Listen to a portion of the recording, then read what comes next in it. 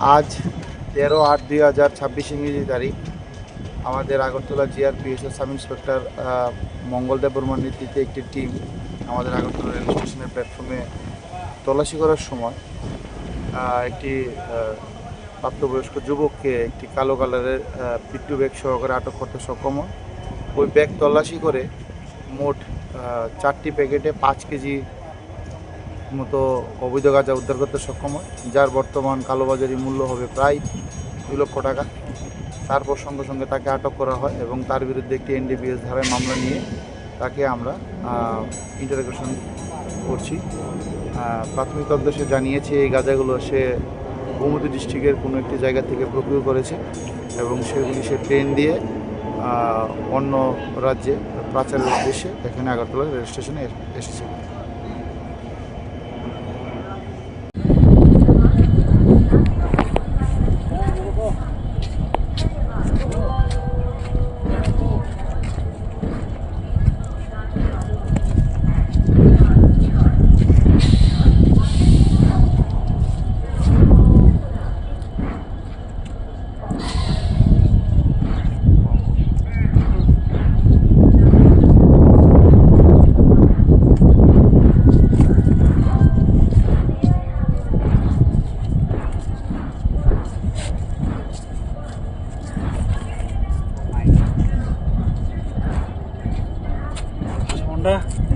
একটু খাইতে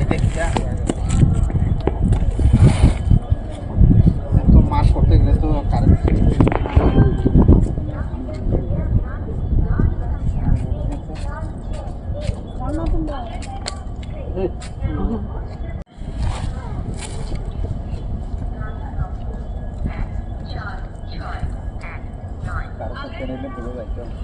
সাদা কালো হ্যাঁ আমি কত আমার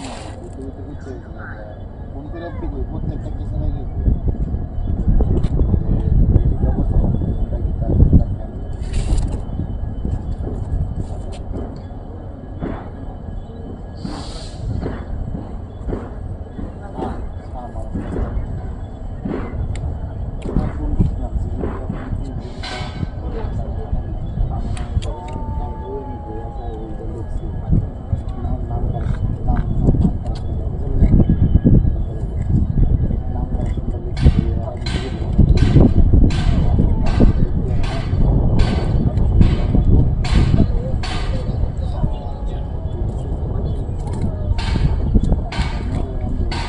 দেশের স্বাদের আনন্দ লংতরায় রান্নায় তোমাকে চাই।